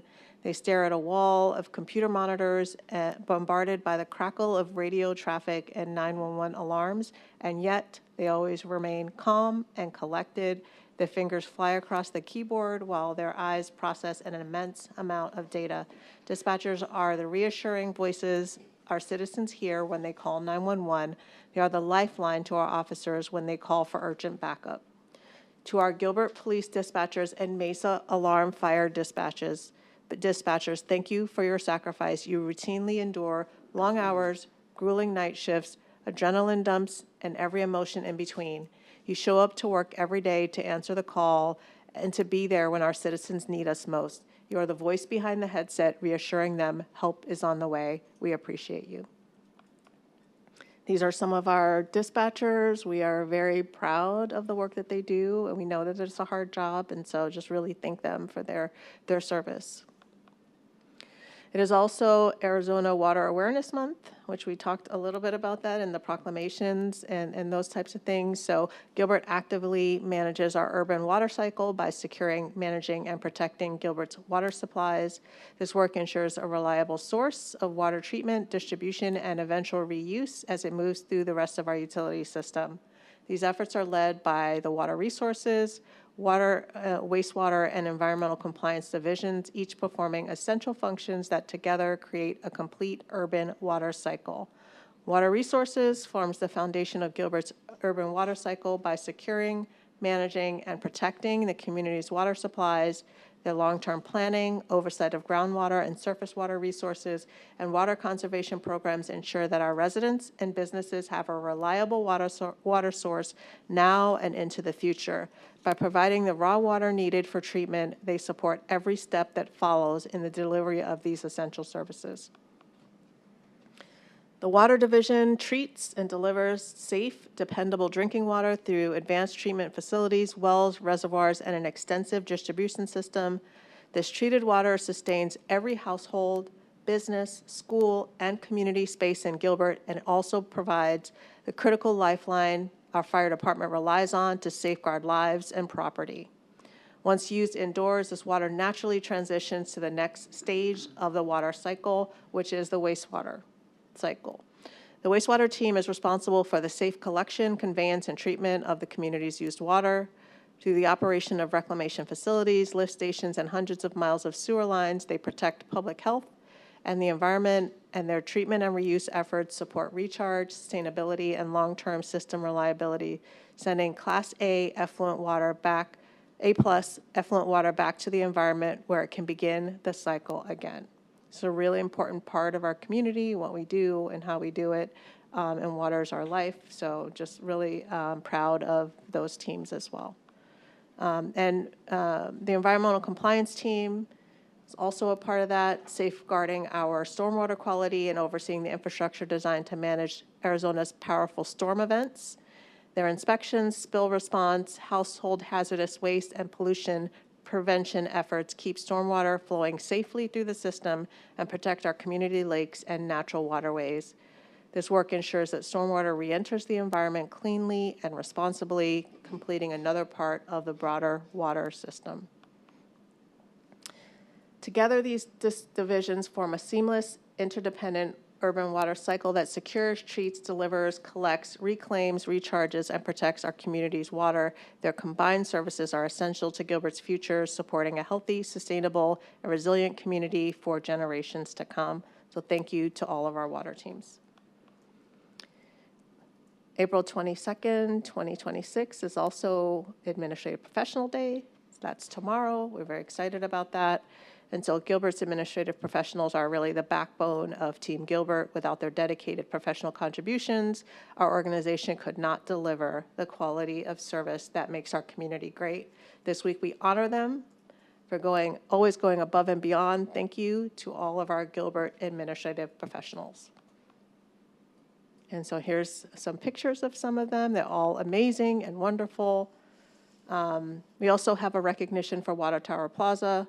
Water Tower Plaza renovation has earned several recognitions already across prestigious award programs. Most recently, the project earned an honor award for design at the 2026 Arizona chapter of the American Society of Landscape Architect Awards, one of the highest distinctions in the landscape architecture profession. These recognitions reflect the town's commitment to thoughtful, community-centered design that honors Gilbert's heritage while building toward its future. And finally, we want to welcome Trinity Donovan as the first director of the Gilbert Advocacy Center. Trinity joins Team Gilbert after spending 16 years leading at Ascend, a local nonprofit. There she advanced the mission to nourish minds and bodies for members of our community so they could experience a brighter future. Her public service experience also includes 2 terms on the Chandler City Council, and she currently serves on the First Things First East Maricopa Regional Council and the Gilbert Advocacy Center Foundation Board. She has been deeply involved in the East Valley for many years, and we're very excited to welcome her as she guides the Gilbert Advocacy Center into opening and serving our residents. So welcome to Trinity. If Trinity wants to come up and say a word or two, just want to have her introduced to the council as part of this meeting. That's all I got. Trinity?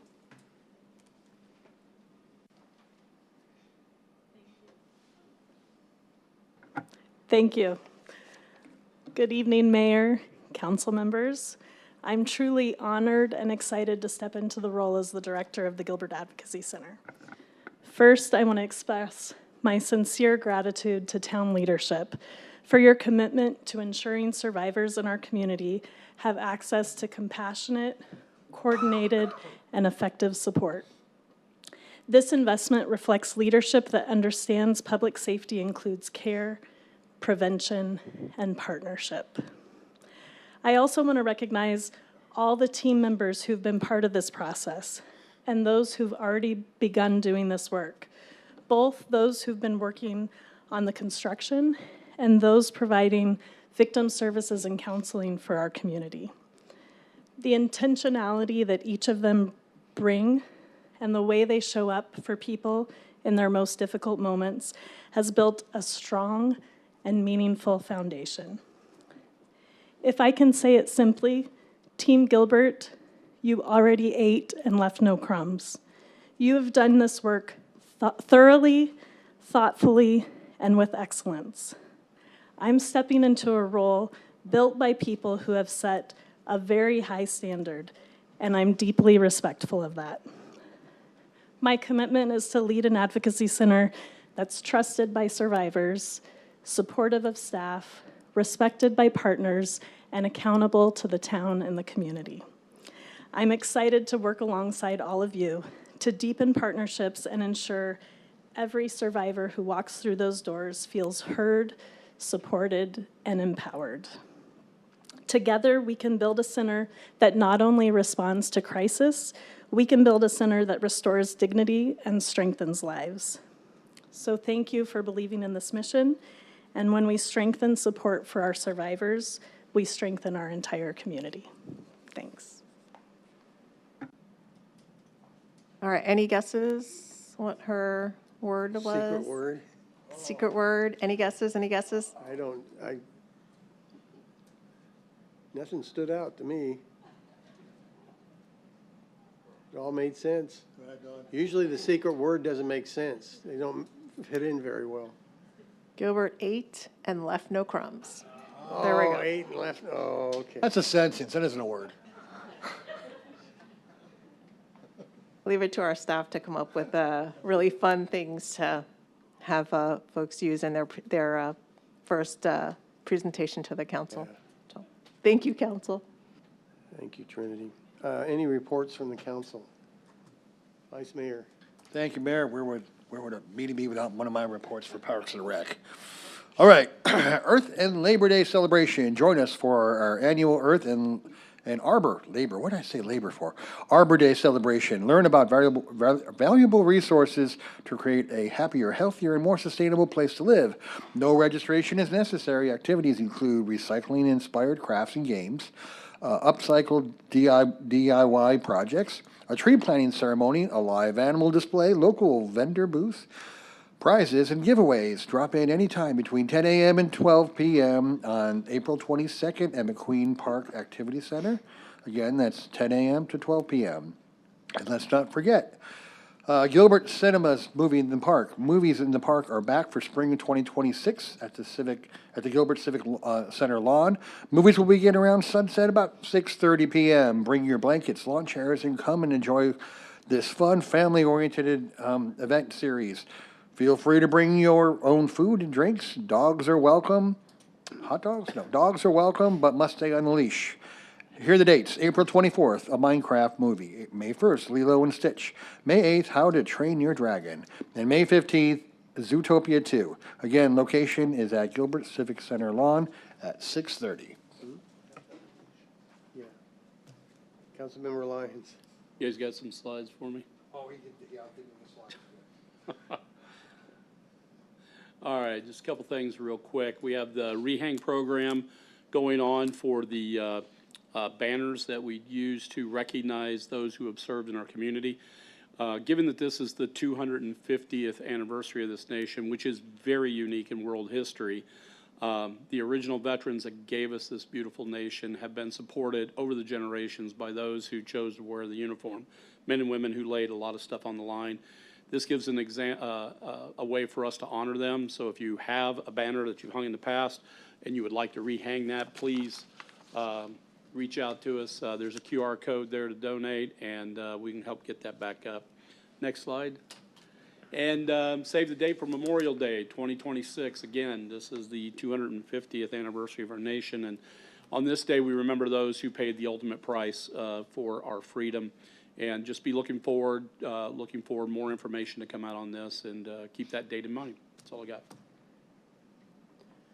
Thank you. I have anybody else? Councilmember Buckland. Thank you, Mayor. I just have a shout out. I'm on the board of directors for Valley Metro, and just want to shout out Jason Hafner and Nathan Williams from planning, our InterGov staff. I don't know if anybody realizes how absolutely brilliant our staff is and how much impact they have in helping me prepare for these meetings. There's, just like here, there's packets full of lots of information and critical decisions to make, and they literally do their due diligence each and every time. And I just am grateful to them and the support that allows me to have the information I need to make critical decisions there like we have to do here. Thank you. I have one item. I think there's a slide for it also. As you may all know, we've been going through a process to search for a new town manager. It's been a rigorous process. The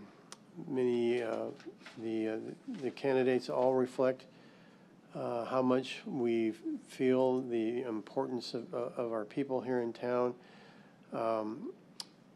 And we do have internal and external candidates, and we're very happy with the opportunity we will have later this week to visit with them a little bit more through this process. And we'll find the right leader as we go through this process. But there is a Meet the Candidates for Town Manager that's being done at HD South at the Severson Center on Thursday night which will be part of several, I think, meetings they'll be attending that day. Is that right, Nathan, on Thursday? And that'll be 7 to 8:30, where the community will have the opportunity to meet the candidates. So please mark that down if you're watching to take that opportunity. And the council will be interviewing the candidates Friday. And so we look forward to that process and look forward to making a final selection. Thank you. Anything else? If not, I'll entertain a motion to adjourn. Second. We are adjourned.